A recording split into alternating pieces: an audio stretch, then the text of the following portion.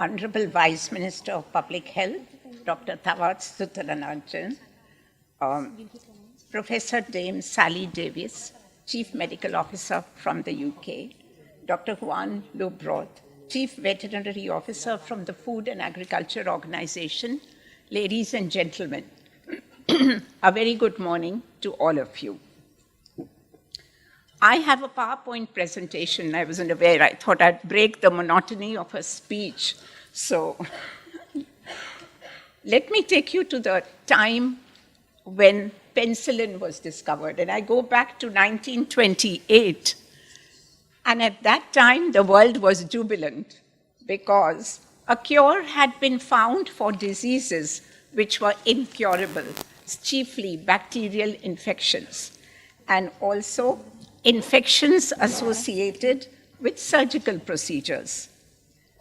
Health systems became not only effective, but they also became more equitable because now the rich and the poor could access medicines which were needed for many infections, and their health could improve.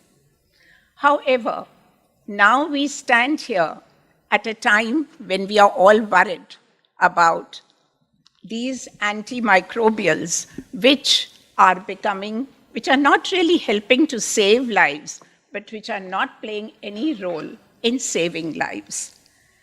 Therefore, the world today is very worried, and so is WHO. And the Director General of WHO has been saying that antibiotic resistance is a global health issue, which needs to be addressed with the utmost urgency. In the Southeast Asia region, as you just heard, it is a priority for us. In fact, I identified it as one of the 7 priorities or the flagships when I took over as regional director.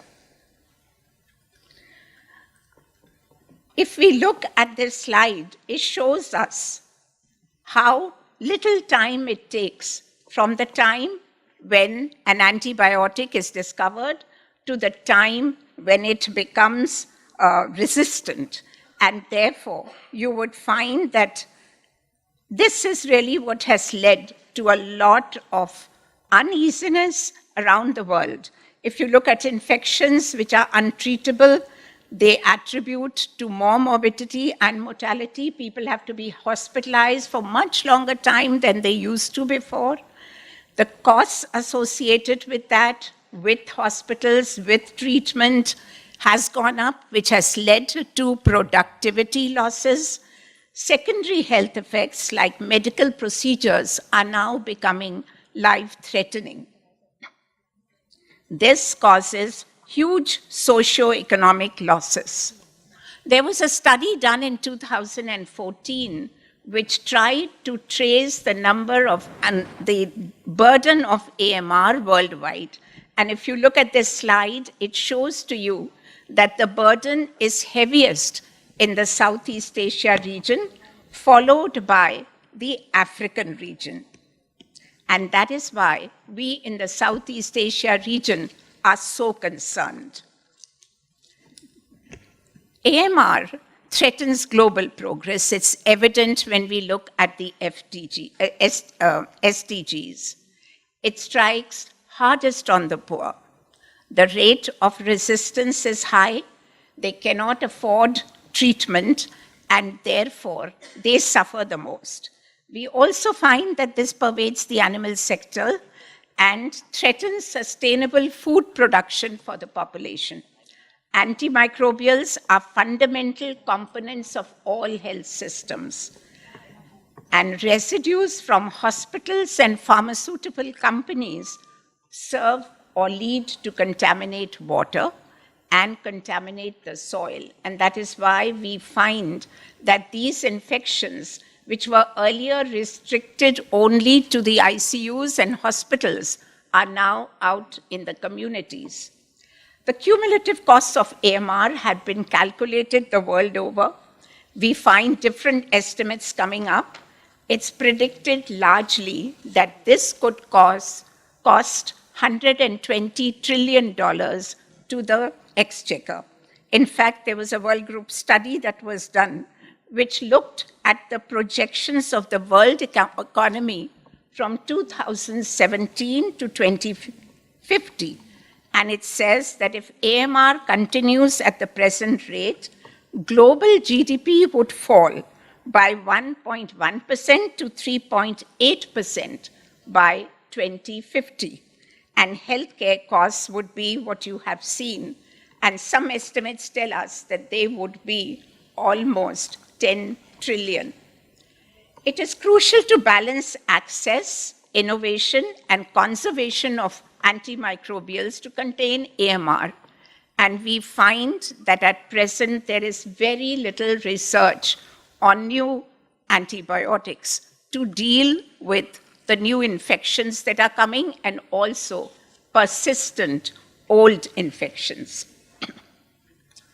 WHO in the World Health Assembly adopted a global action plan, commonly called the GAP, in 2015, with this rider that this should be, that the national governments should also formulate a national action plan by May 2017. Let's look at the strategic objectives of the Global Action Plan. One is to improve awareness and understanding. We are all aware that even today, there is lack of awareness for AMR. Normally, the general population or the communities take antibiotics without prescription because they are available easily across the counter in some countries of our region. We also find that at times doctors prescribe medications without even waiting for the result of diagnostics. Therefore, to create that kind of awareness is not only important in the communities and the general population, it is also necessary for the medical practitioners. Knowledge and evidence has to be strengthened through surveillance and research. And a lot is happening in that direction. There has been a surveillance network which has been set up by the three organizations, FAO, OIE, and WHO. There has to be a concerted effort to reduce infection in hospitals, which we know is very rampant, not only in this region, but across the globe. And we have to see that there is sustainable investment in R&D, which I mentioned earlier, that seems to be on the decline, and there is very little interest in looking for new antibiotics. There are some principles which guide implementation, which is that it has to have a context to the member state for which it is being formulated, and that's why each national action plan has the country as its context, and therefore each action plan may be different in its implementation. It has to have realistic objectives, because without it, it would be difficult to achieve what the plan sets out to achieve. It has to be relevant to the country context. It has to have the One Health approach. There have been many efforts, many meetings to see that the One Health approach, that is the different organizations dealing with health, animal health, agriculture, come together when the National Action Plan is formed. There was a meeting that was held in Japan which stressed on this One Health approach, and the declaration that was adopted at the end of that meeting stressed that. There was also a meeting that was held in Southeast Asia region in Delhi, which again stressed on national action plans and what these national action plans should contain, again focusing on the One Health approach. There has to be ownership between global institutions, regions, and countries. Without it, it is extremely difficult to move on this. And communication about successes, about gaps, and about challenges have to be continuously shared.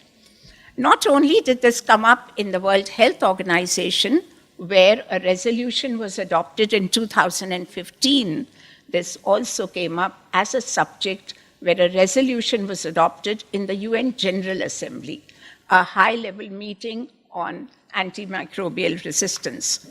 And Interestingly, the UNGA has dwelt on only 3 health subjects so far. The first being HIV, second NCDs, and the third AMR. Of course, yes, now there is going to be another one on TB. If we look at the progress of multi-sectoral national action plans, which is really the crux of the way that countries are going to proceed, we find country progress quite substantial. In the Southeast Asia region alone, we find that most countries have been able to develop their national action plans. 9 out of the 11 countries already have their national action plans. Significantly, Thailand is in the lead there. And we have used Thailand's expertise to help other countries in the region to prepare the national action plans. There are just 2 countries which are almost at the stage of finalizing their national action plans. This will be done very soon. With that, the entire region is ready with its national action plans. Let's look at the One Health approach, which the national action plans also try to embody. I've already mentioned, and we all know, that it not only affects humans, also the animals are affected. In fact, the largest burden comes from there, and the environment also is affected. Though FAO, OIE, and WHO are working together, the environment sector has just begun also to collect evidence and is working very closely with WHO headquarters. There's a very strong tripartite partnership between FAO, OIE, and WHO in the Southeast Asia region, ensuring a joint approach. WHO is also collaborating with UNEP, and we do hope that this gets more robust. Coming back to the Southeast Asia region, we started work on AMR as far back as 2011. The first ministerial declaration on AMR was adopted by the ministers of the Southeast Asia region in Jaipur in 2011, and many of those present here were also present in Jaipur when this declaration was adopted. There have been many RC resolutions. In fact, it used to come up in the RC almost every year. It is also my flagship program, which I've already mentioned. There is a global online AMR self-assessment, which is being adhered to by all countries of our region, and they have all completed their self-assessment.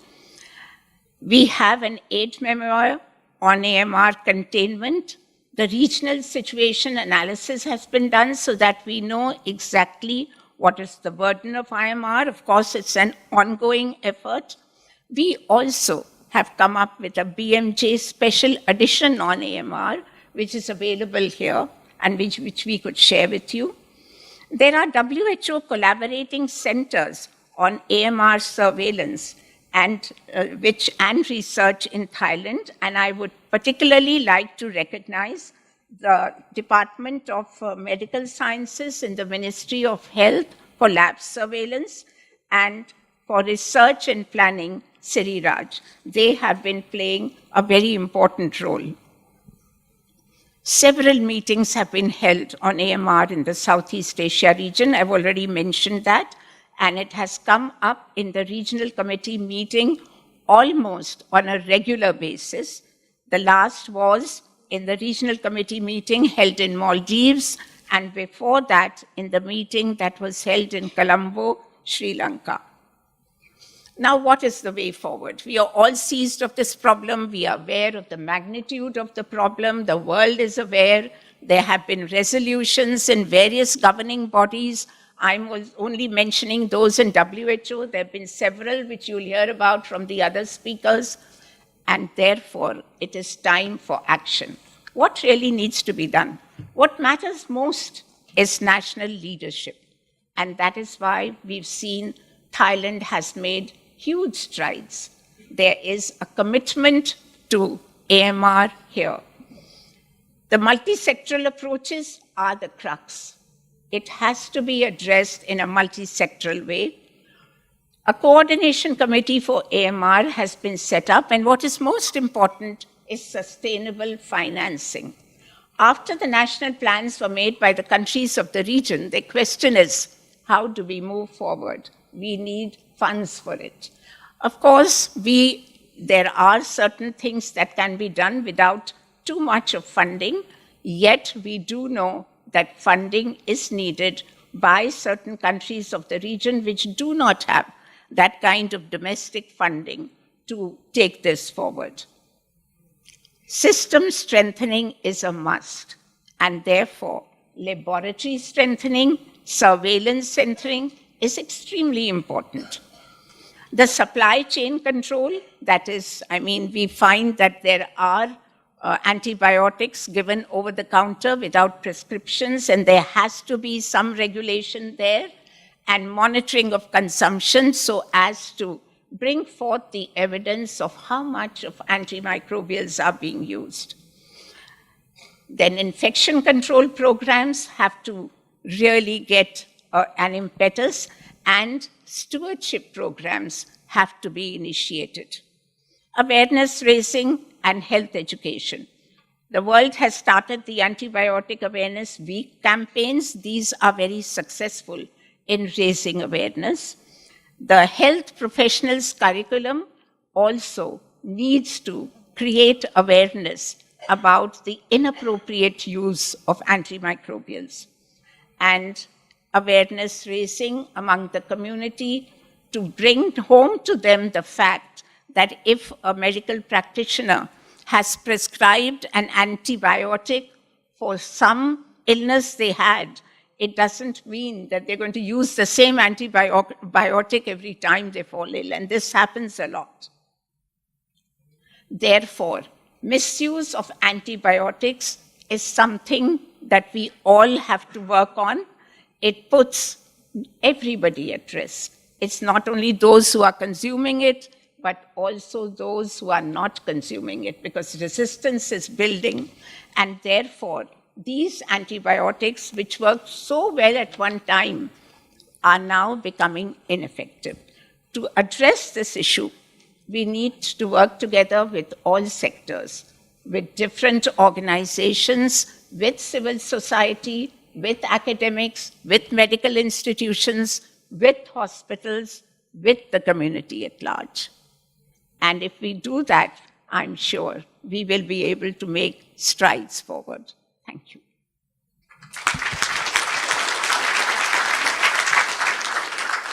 Thank you very much for the introduction. Secretary General, Dr. Suet, Dr. Poonam, Dr. Lubrov. I am honoured to be here today. I thank you for the invitation to your first national forum, and I know that I'm going to learn a lot from you, because I have seen over the last few years that in the arena of AMR, Thailand is a leader. And you show your leadership not just what you do in Thailand, but in many other ways. And I want to thank you for hosting the interagency coordination meeting, and also for our shared sponsorship between your government and our government on the calls to action conferences of AMR. We look forward to going on working closely together. This is the first time I've been to the Prince Mahidol Awards Conference, and it is so wonderfully organised, and on AMR. It couldn't be better. So I am here because I am one of the 3 co-conveners of the Interagency Coordination Group. Where do our mandates for changing the world come from? They come from the Global Action Plan, which Dr. Poonam has explained to us so very beautifully. That was in 2015, at the same time as Dr. Poonam showed us at the UN in New York, we were all negotiating the Sustainable Development Goals, the SDGs, and they went through, signed up to by every member state. And Dr. Poonam showed us how we cannot deliver the SDGs if we don't contain antimicrobial resistance and the resulting drug-resistant infections. We have seen from the work of Lord O'Neill from the UK and the World Bank, as Dr. Poonam showed us, the dreadful cost to our economies if we do not contain this. The deaths and the illness in hospital worries me even more. We really have to get this in control. So, as member states, and Thailand was with us, we went to the UN General Assembly and had a high-level meeting. The declaration from the member states after that set up this interagency coordination group, the IACG. Now, the IACG is set up with two co-chairs, Dr. Tedros, the Director General of the WHO, and Amina Mohammed, the Deputy Secretary General. But in order to make sure the work is pushed forwards, 3 co-conveners were appointed. I'm honoured to be one. We have Dr. Martha Lutherot from Ghana as another, and Professor Yunxi Shen from China as the third. The Secretariat is provided by the tripartite, WHO, FAO, OIE. Now, the IACG is not trying to do anyone else's work. The tripartite has to do its work, and I think Dr. Poonam has shown you her leadership and the regional leadership of the WHO here, and we hope that other regions will become as strong and do as well. FAO and OIE work through regions and countries as well, and increasingly we're seeing, as Dr. Poonam described in this region, much closer working on this subject of AMR, because this is truly a global health crisis. It's not just humans that are getting ill. We have ill animals as well, and probably ill fish. And I know that we also have ill trees and plants, even if we don't normally talk about them in that way. This is a global health crisis that affects every part of our environment and the lives around us. So the role of the IACG is global coordination. We're trying to hold the tripartite, WHO, OIE, and FAO, to account. Nobody likes being held to account. I'm no saint either. It is difficult, but to push, to say you need to do things, you need to support the countries, because it's only when the countries have a national action plan and implement it that we will get change. We're looking from the IACG for where the gaps are that people need to fill. We're looking to see where the help is needed, trying to move this forward, and we will provide a report with recommendations to the Secretary General of the United Nations next year in 2019. And it will be for the tripartite to deliver, and all of us as member states. And we recognise many strengths. The WHO monitoring system, GLASS, first report was launched here yesterday. This is a great start, but we need to persuade more countries to sign up. FAO has its Atlas system. We need everyone to join in with that. Until we know the size of the problem from surveillance, how can we truly combat it.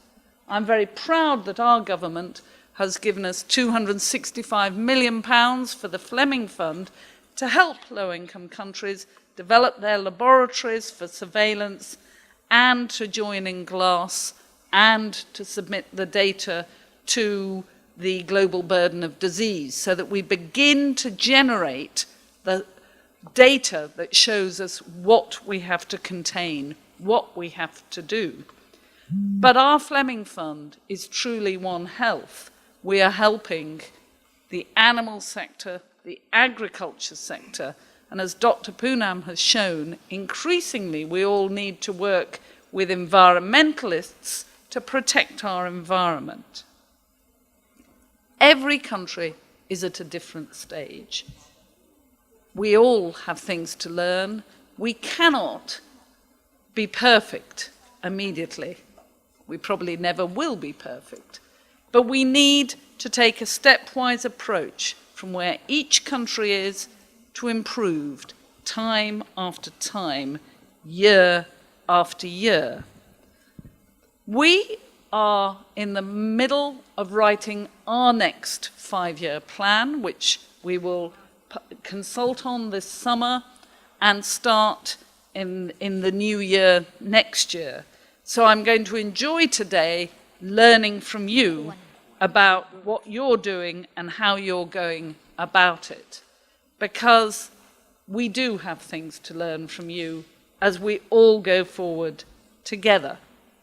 But as I encourage you, I also want to recognize your leadership, not just in this region on the subject. How wonderful to have a Prime Minister who sets up a cabinet committee with the Deputy Prime Minister chairing it, but your leadership on this subject in G77, in ASEAN, and to welcome and thank you again for our partnership in the AMR calls to action. This is very important to the world going forward, and our government thanks you for your partnership in that. So as I finish, let me say, you're doing a great job. Keep going and do even better so we all can aspire to go forward stronger in the way that you're doing it and learning from each other. Thank you so much for inviting me today to PMAC, to Thailand, which is a country I love. Thank you.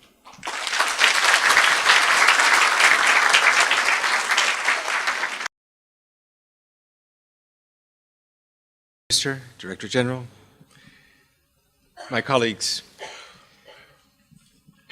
I've been working on One Health for over 35 years, even before I was a veterinarian. And with influenza, with rabies, with Ebola, areas of concern for us at the global stage, nothing has captured the One Health approach better than, I think, antimicrobial resistance. In fact, you're looking at somebody who is recovering from a macrolide-resistant Haemophilus influenza. I was just hospitalized about 5 months ago and missed out on quite a bit of my obligations because of this. And what I'm going to share with you right now is some of the work that FAO is doing on antimicrobial resistance to tackle this, this issue. So, at FAO, we have 4 pillars of the FAO Action Plan, complementary to that of the Global Action Plan, referring to food, agriculture, environment, stewardship. I would like to share with you some of the issues regarding integrated surveillance, which sounds good, but I'll share with you how difficult it is from the food and agriculture perspective, and some of the FAO tools that we've developed to be able to address this and assist countries. So, as Dame Sally Davis and Dr. Poonam have already shared, there is a strong tripartite collaboration on several issues of common interest. And this is translated into the Global Action Plan for Antimicrobial Resistance. And note that what I'm saying and what the previous two speakers said, it's the global action plan. It's not WHO's action plan. It's the global action plan carrying that One Health message, which is important to remember. In the FAO action plan, certainly we want to improve the awareness, not only among the profession, but also among the common public. To develop the capacity for surveillance, to monitor antimicrobial resistance and antimicrobial use, to strengthen governance mechanisms, not only between the Ministry of Health or the Ministry of Agriculture or the Veterinary Services, but also the Ministry of Education, to be sure that our professionals of the future know what their responsibilities are. To be able to strengthen finance and planning, to raise this issue to a high level within government, to be able to have that proper governance. But it's also governance of all of us, in our families, in our homes. What do you have in the medicine cabinet? How do you dispose of what you have not used? So there's also a governance with ourselves. And lastly, and this is perhaps the most difficult for us in food and agriculture, is to promote the good practices in agricultural systems and the prudent use of these medicines. Briefly, I'll share with you our integrated surveillance. So this slide has been stolen from the Department of Health from the UK, and it shows the complexity and the networks that antimicrobial resistance brings and all the nodes of interaction. So where do you start implementing? Sure, we have the food-producing animals and their interconnectivity, and we have to remember that there are 7 billion consumers on Earth, plus. And one of my responsibilities as Chief Veterinary Officer of FAO is to ensure food safety. Stewardship of the environment, not only as a sink for antimicrobial resistance genes, but also as a source for contamination to other living forms. So animal food is an area of principal concern with food and agriculture, and certainly the links there and the responsible stewardship required. We have developed, as previous speakers have shared, a questionnaire to help countries and to be able to capture how we're doing on the world scene with the national action plans. And this includes aspects of surveillance and capability for detection. But if we look at the environment, sure, we do see that we are all interlinked in another form, and these antimicrobial pathogens or antimicrobial resistant genes are everywhere. And we're not going to stop that. What we can stop are the risks of transmission. Now, legislation, very important. And when we have that picture, what does a lawyer see? It sees an animal health law, a pesticide legislation, soil quality, waste disposal laws, agriculture law, farming and animal production legislation, waste management laws. Now, these laws or these regulations have to be coherent across ministries. This is a difficult task, and the FAO Law Development Service works on this with countries. So why is legislation important for AMR? It serves to clarify roles and responsibilities, to prohibit those bad habits, foster good conduct, provide agreed definitions that clarify interpretations, whether the international standards or even national communication. It introduces regulatory mechanisms, licenses, permits, requirements to meet national legislation. And more importantly, well, not necessarily more importantly, but very important, is how do you not only put the carrot, but where is the stick to be able to manage and improve the situation. So let's look at integrated surveillance. In food and agriculture, I can probably count maybe around 15 different sectors that are important to capture, whether it's the rabbit industry, crustaceans, bees and honey, legumes, grains. So it's quite a difficult task to be able to monitor and integrate all the surveillance on antimicrobial use and antimicrobial resistance. If I multiply this times 3, looking at smallholder farms, middle commercial operators, or those intensive farms, I will get 45 different sectors that I need to be looking at for integration. And if I add the food production chain, those critical control points that are necessary for surveillance, more or less on a food safety HACCP principle, looking at the food industry, looking at effluents and waste management, or the pharmaceutical companies and their discharges, we will count over 50 different sectors. So integrated surveillance, it's a sound idea. It's complex in its implementation. It's a mosaic. And we do see that even with a country as well as advanced in Thailand, it will be a mosaic as far as performance and integration of surveillance. But we need to start somewhere. The progressive management pathway is a tool that is under development to be able to assist countries, or actually sectors within a country, whether it's mollusks or legumes or bees or dairy, to be able to meet their international obligations. So we do see different stages and be able to do that risk management across the different sectors to be able to attain a high quality food, high quality public health, less risk to humans. So in the prudent use of antimicrobials in the agriculture production systems, we do have a set of good practices, good agricultural practices, not only with terrestrial livestock, but also in aquatic animal production systems and health. Not only in aquatic, but also in crop production and health. Won't go into all the details, but certainly that type of guidance exists. How to translate that guidance into capacity building at the local level, not just at the capital, but at the local level, where food production is occurring, or in peri-urban environments, is essential. We've heard about Atlas from Dr. Davies. Now, this is a module to look at laboratory capabilities in food safety, in veterinary science, to be able to document where we are and the quality of the surveillance that is existent in the country.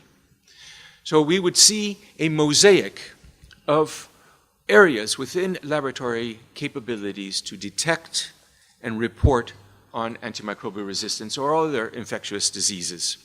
And we would see areas of investment, whether from the national or from extra budgetary resources that we may have from funding partners, to be able to accomplish this task so that we have more green and less red, less yellow. Thank you very much for your attention.